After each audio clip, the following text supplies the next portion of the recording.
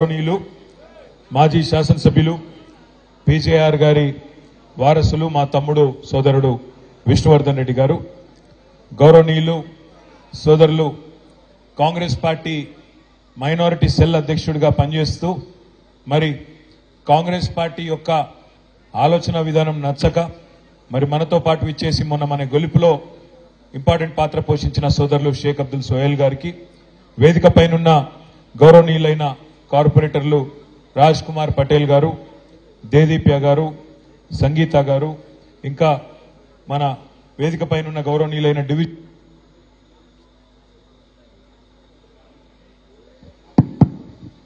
గౌరవనీయులైన బాలప్రతాప్ గారు, డివిజన్ అధ్యక్షులందరికీ పేరు పేరున, వేదిక పైనున్న ముఖ్య నాయకులందరికీ, వేదిక ముందున్న మా ఆడబిడ్డలకు, అన్నాదమ్ములకు, ముఖ్యంగా మీడియా మిత్రులకు పేరు పేరున అందరికీ హృదయపూర్వకంగా నమస్కారం, హృదయపూర్వకంగా ధన్యవాదాలు. ఇప్పుడే సోదరులు గోపీనాథ్ గారు చెప్తున్నారు, మా ఆడబిడ్డలైతే పొద్దున 9:30, 10ంటికే వచ్చినారన్న, పార్టీ మీద ప్రేమతో అంత ఉదయమే వచ్చినారన్నారు. మీకు ప్రత్యేకంగా నా హృదయపూర్వకమైన నమస్కారాలు కూడా మా ఆడబిడ్డలందరికీ తెలియజేస్తా ఉన్నా. మిత్రులారా, మీ అందరికి తెలుసు, మరి మొన్న జరిగిన శాసనసభ ఎన్నికల్లో డిసెంబర్ 3 నాడు మనం అనుకున్న విధంగా మనం గవర్నమెంట్లోకి తిరిగి రావాలి, మనం తప్పకుండా మళ్ళీ కేసీఆర్ గారిని తిరిగి ముఖ్యమంత్రిగా చూడాలి అని గట్టిగా పట్టుబట్టి పనిచేసినాం. అందులో మీరు జూబ్లీ హిల్స్ లో బ్రహ్మాండంగా మీ ఎమ్మెల్యే గారిని అద్భుతమైన మెజారిటీతో గెలిపించుకున్నారు. మీ అందరికీ హృదయపూర్వకంగా, ఇక్కడ కష్టపడి పనిచేసిన ప్రతి ఆడబిడ్డకు, ప్రతి అన్నదమ్ముడికి జూబ్లీ హిల్స్ లో మీ అందరికీ నా హృదయపూర్వకమైన ధన్యవాదాలు. సరే, మీరు జూబ్లీ హిల్స్ లో గెలిపించినారు, మొత్తం గ్రేటర్ హైదరాబాద్ పరిధిలో ప్రతి ఒక్క సోదరుడు సోదరి కూడా కేసీఆర్ గారి నాయకత్వం అయితేనే ఈ రాష్ట్రం బాగుంటది అని చెప్పి జీహెచ్ఎంసీలో క్లీన్ స్వీప్, మొత్తం ఒక్క సీటు కూడా వేరే వాళ్ళకి పోకుండా క్లీన్ స్వీప్ చేసి కాంగ్రెస్ ను, బీజేపీని అడ్రస్ లేకుండా గ్రేటర్ హైదరాబాద్ కాడికి చేయగలిగినాం. కానీ దురదృష్టం, బయట గ్రేటర్ హైదరాబాద్ బయట కొన్ని జిల్లాలలో మనం అనుకున్న ఫలితాలు రాలేదు. అందుకే మనకు 37% ఓటు వచ్చినప్పటికీ కాంగ్రెస్ పార్టీకి మనకంటే 1.85% అంటే చాలా స్వల్ప తేడా. దాంతో వాళ్లకు కొన్ని సీట్లు జిల్లాలలో ఎక్కువ వచ్చినాయి. మనకు 39 వచ్చినాయి, వాళ్లకు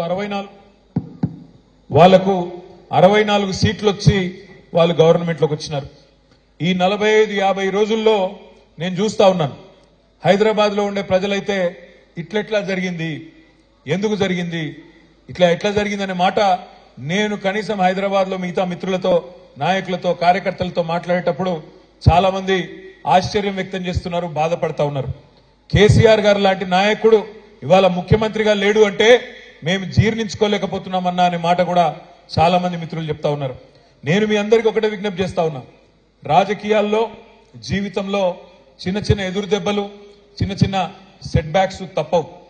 ఈ రోజు మనకు జరిగింది కూడా ఒక చిన్న ఎదురు దెబ్బ మాత్రమే, ఒక చిన్న స్పీడ్ బ్రేకర్ మాత్రమే, అంతే తప్ప దీని నుంచి మన మీద గందరగోళం అయిపోయి, మన మీద భయపడి లేదా బాధపడి ఇంట్లో కూర్చునేంత భయంకరమైన ఓటమేమి మనకు జరగలేదు. 39 సీట్లు ప్రజలు మనకు అప్పచెప్పినారు. 39 సీట్లు అంటే 119లో సరిగ్గా 3వ వంతు, 1/3 సీట్లు మనకు అప్పచెప్పినారు. 14 సీట్లు మనం స్వల్ప తేడాతో ఓడిపోయినాం. జుక్కలనే ఒక నియోజకవర్గంలో 1100 ఓట్లతో ఓడిపోయినాం. దేవరకద్ర అనే మరొక నియోజకవర్గంలో 1300 ఓట్లతో ఓడిపోయినాం. మన కాగజ్ నగర్ లో 3000 ఓట్లు, బోధన్లో 3000 ఓట్లు, ఖానాపూర్లో 4200, అట్లా చెప్పుకుంటూ పోతే ఒక 14 సీట్లలో కేవలం 4-5 వేల ఓట్ల తేడాతోనే ఓడిపోవడం జరిగింది. రాష్ట్ర వ్యాప్తంగా మీరు చూసినట్టయితే కూడా స్వల్ప తేడా, రకరకాల కారణాలైనప్పటికీ చాలా స్వల్ప తేడాతోనే మనం ఓడిపోయినాం. అదే హైదరాబాద్ కాడికి వస్తే అఖండమైన మెజారిటీలతో గెలిచినాం. 85,000, 72,000, 50,000, 40,000, 30,000 బ్రహ్మాండమైన మెజారిటీలతో హైదరాబాద్ లో మనం జయకేతనం ఎగరవేసినాం. ఇవాళ మనందరం ఆలోచించాల్సింది ఒకటే, పెద్దలు చెప్తారు, ఎక్కడ కోల్పోయిన దాన్ని అక్కడనే వెతుక్కోవాలంటారు. అందుకే నేను అనేది, తెలంగాణలో ఈ రోజు ఏ అధికారాన్ని అయితే మనం చేజార్చుకున్నామో తప్పకుండా పార్లమెంట్ ఎన్నికల్లో మన గెలుపుతో తిరుగులేని సమాధానం మనం గట్టిగా ఉన్నాం. తెలంగాణ ప్రజల్లో కేసీఆర్ గారు బలంగా ఉన్నారనే మాట తెలవాలి అంటే పార్లమెంట్ లో బలంగా మనం పనిచేయాల్సిన అవసరం ఉంది. పోయినసారి కూడా సికింద్రాబాద్ లోక్సభ నియోజకవర్గ పరిధిలో మనం అన్ని నియోజకవర్గాలు గెలిచినాం. నాంపల్లిలో ఎంఐఎం గెలిచినండే. కానీ దురదృష్టవశాత్తు లోక్సభ ఎన్నికల్లో మనం ఓటమి పాలు కావడం జరిగింది. ఈసారి అట్లా కాకుండా మొదటి నుంచే మనం జాగ్రత్తగా పటిష్టంగా పనిచేసుకుంటే, మొదటి నుంచే మనం సరైన వ్యూహాన్ని రూపొందించుకుంటే తప్పకుండా జూబ్లీహిల్స్ నియోజకవర్గంతో సహా 7 నియోజకవర్గాల్లో కూడా బ్రహ్మాండమైన మెజారిటీ వచ్చే అవకాశం ఉంటుంది. లాస్ట్ టైం కూడా గోపీనాథ్ గారు కష్టపడి లోక్సభలో మనకు మెజారిటీ ఇచ్చినారు. మీ అందరి కష్టంతో లోక్సభ ఎన్నికల్లో కూడా మనకు మెజారిటీ వచ్చింది. కానీ అనుకోకుండా వేరే చోట్ల మనకు రాకపోవడం వల్ల మనం ఓటమి పాలైనాం. నేను మీ అందరినీ ప్రార్థించేది ఒకటే, మనకు కాంగ్రెస్ బీజేపీ కొత్త పార్టీలు కాదు. కాంగ్రెస్ పార్టీ నైజం అయితే మీకు నాకంటే బాగా మీకే తెలుసు. మోసమే కాంగ్రెస్ నైజం, మోసం చేయడమే వాళ్ళ నైజం. మీరు చూస్తున్నారు ఎన్ని మాటలు చెప్పినారు. ఒకటి కాదు, రెండు కాదు, 420 హామీలు, 420 హామీలు ఇచ్చి ఇవాళ అధికారంలోకి వచ్చి గద్దెనెక్కి కూర్చున్నది కాంగ్రెస్ పార్టీ. బస్సు ఫ్రీ, బంగారం ఫ్రీ, మీకు ఏది కావాలంటే అది ఇస్తామని చెప్పి నోటికి ఎంత వస్తే అంత, సిలిండర్ 500 రూపాయలకే, మహాలక్ష్మి అని చెప్పి ఆడబిడ్డలకు 2500, 100 రోజుల్లోనే చేసేస్తాం అని చెప్పి నోటికి వచ్చినట్టు చెప్పి ఇలా వాళ్ళు అధికారంలోకి వచ్చినారు. వచ్చిన తర్వాత ఏం చేస్తున్నారు? ఒక్కొక్కటిగా చెప్తా ఉన్నారు. ఏమంటున్నారు?